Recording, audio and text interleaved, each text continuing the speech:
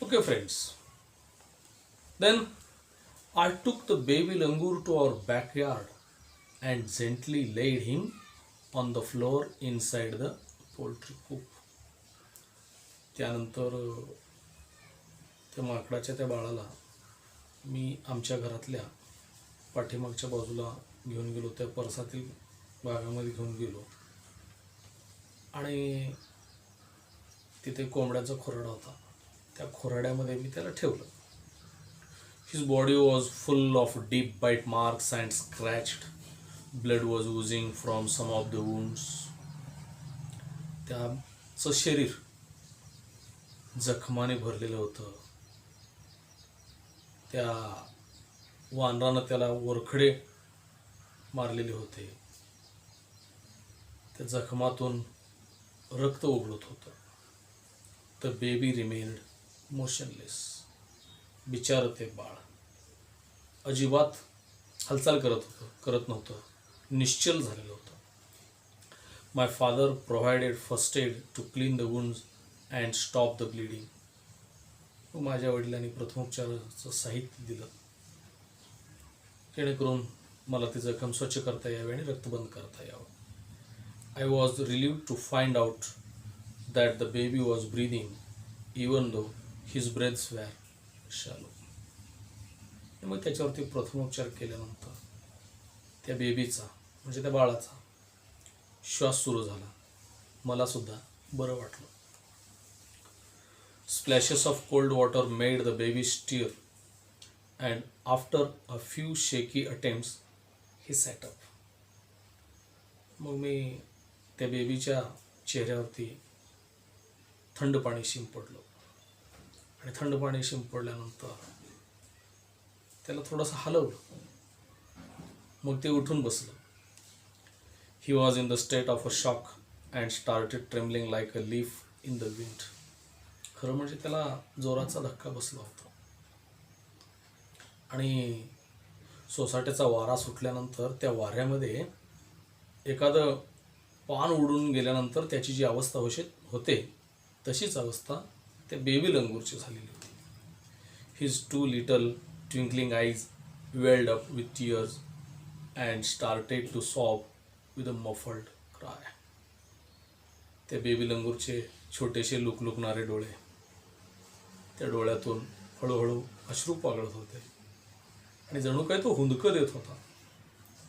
Just like a human child would after experiencing trauma.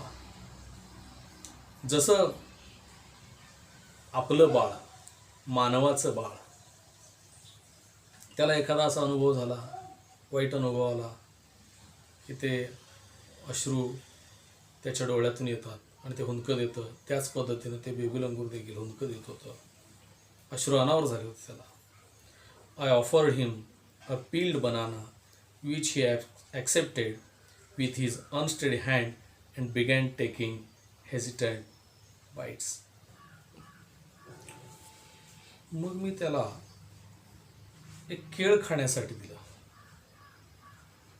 पण त्याचं ते थरथरणारे हात,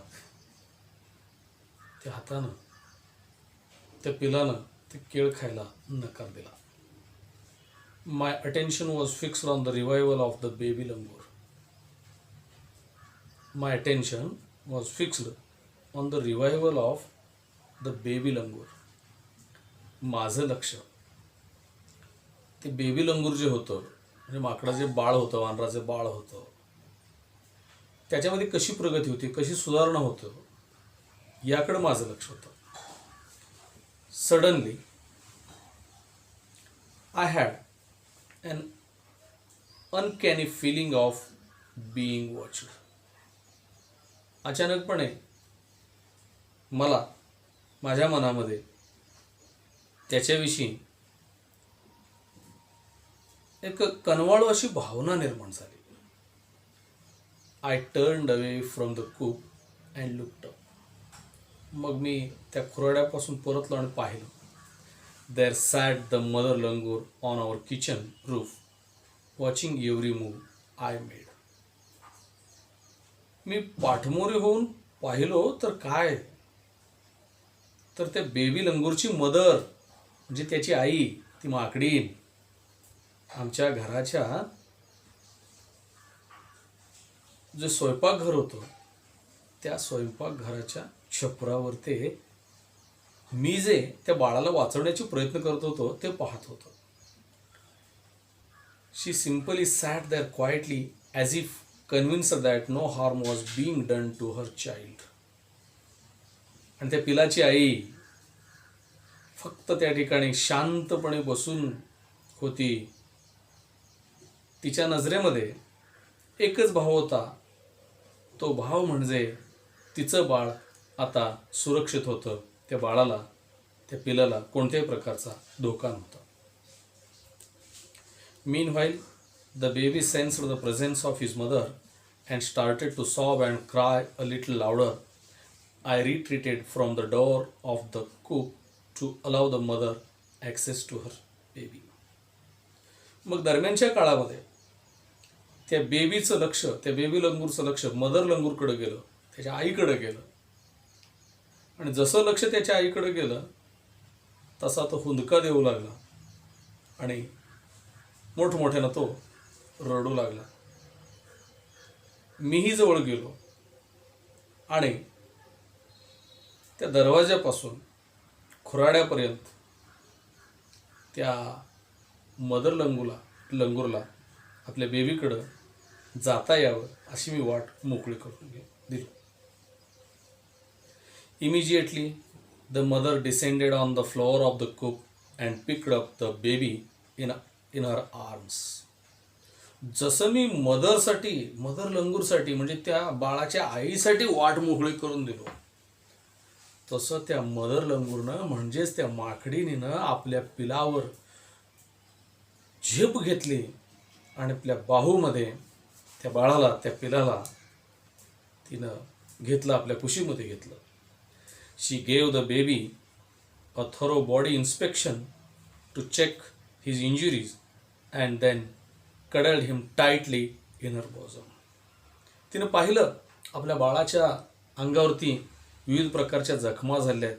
ते पाहिल्यानंतर तिनं आपल्या बाळाला घट्ट मिठी मारली. The baby found great solace in her caring arms. आणि त्या बेबीला सुद्धा, त्या बाळाला सुद्धा आपल्या आईच्या कुशीत गेल्यामुळं खूप असं बरं वाटलं. The mother sat still with the baby in her lap for a few minutes. आईसुद्धा आपल्या बाळाच्या सान्निध्यामध्ये काही मिनिटं तशीच होती. It was almost as if she was pondering over her options and trying to figure out how she could keep the baby safe from further assault. आता मात्र त्या बेबी लंगूरची आई निश्चिंत होती, कारण तिला माहीत होतं आपल्या बाळाला आता कोणत्याही हल्ल्याचा धोका नव्हता. For a few seconds the mother langur look straight into my eyes.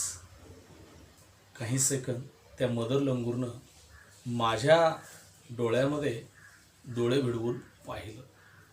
Even today I cannot forget that look in her eyes showering silent gratitude on me for saving her child.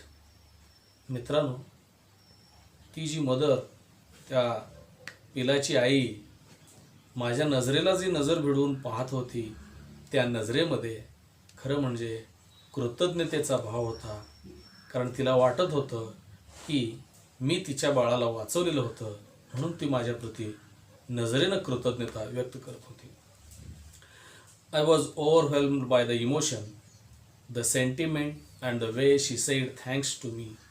There sat a universal mother holding a stricken child in her lap. खरं म्हणजे या प्रसंगानं मी भारावून गेलो. खरं म्हणजे त्या माकडीनीला माझ्याबद्दलच्या भावना ज्या व्यक्त करायच्या होत्या, खरं म्हणजे तिला मला आभार मानायचं होतं. आणि अशा प्रकारचं एक वैश्विक दृश्य, एक आई आपल्या पिडलेल्या, जखमी झालेल्या बाळाला मी वाचवल्याबद्दल जणू काही माझ्याप्रती ती आभारच प्रकट करत होती. Then in a flash she jumped with her baby clinging to her belly and reached our kitchen roof. Then, in a flash, she jumped with her baby, clinging to her belly, and reached our kitchen room. त्यानंतर क्षणाचाही विलंब न लावता, म्हणजे पापण्या लवतात न लावतात एवढ्या वेळेमध्ये आपल्या पोटाशी जे चिकटलेलं बाळ होतं त्या बाळासोबत तिनं अशी काय उडी मारली, ती आमचं जे किचन होतं त्या किचनच्या रूफवरती ती जाऊन बसली. She surveyed the area for the vicious male langur and then left away in the direction opposite to the place of the violent encounter. ते किचन रूफवरती गेल्यानंतर त्या ठिकाणी तिनं पाहिलं तो मेल लंगूर म्हणजे तो निर्दयी वानर नाही ना याचं तिनं खात्री केलं आणि त्यानंतर ती तिथून निघून गेली. The brief meeting with the mother and the baby langur convinced me that interspecies communication and mutual trust is indeed a reality, and should anyone strike the right chord, the relationship hums into action. हा छोटासा प्रसंग कोणता, तर ती आई बाळाला भेटते आणि ते त्यांच्यामध्ये जे काही आताचे संबंध जे निर्माण होतात, जो काही सूर सापडतो, संबंधाचा सूर, नात्यांचा सूर, हा खरोखरच खूपच बोलका होता. The mother langur showed me that food was not the only means of communication between man the mother langur showed me that food was not the only means of communication between man and animal, but there were other means of establishing a bond through trust, compassion and mutual understanding. त्या mother लंगूरनं म्हणजे त्या बाळाच्या आईनं मला हे शिकवलेलं होतं, मला म्हणजे मानवाला शिकवलेलं होतं की माणूस आणि प्राणी यांच्यामध्ये संबंध प्रस्थापित करायचे असतील तर फक्त आहार किंवा खाद्यपदार्थच नाही, तर तो ट्रस्ट, विश्वास असला पाहिजे. कंपॅशन म्हणजे काय, कणव असली पाहिजे, दया असली पाहिजे, प्रेम असलं पाहिजे, अँड म्युच्युअल अंडरस्टँडिंग आणि परस्पर समजून घेण्याची भावना असली पाहिजे. 55 years have passed since that day. मित्रांनो, या घटनेला 55 वर्षे होऊन गेलीत. I am now 70 years old. मी आता 70 वर्षाचा आहे, म्हणजे माझं वय आता 70 वर्ष झालं. But I still fondly remember that encounter of a special kind. आज मी 70 वर्षे वयाचा झालो, पण आज देखील तो प्रसंग म्हणजे तो बिग मेल लंगूर आणि बेबी लंगूरच्या मध्ये असणारा तो encounter of a special kind, एक अनोखी चकमक मला आज सुद्धा ताजी वाटते. धन्यवाद.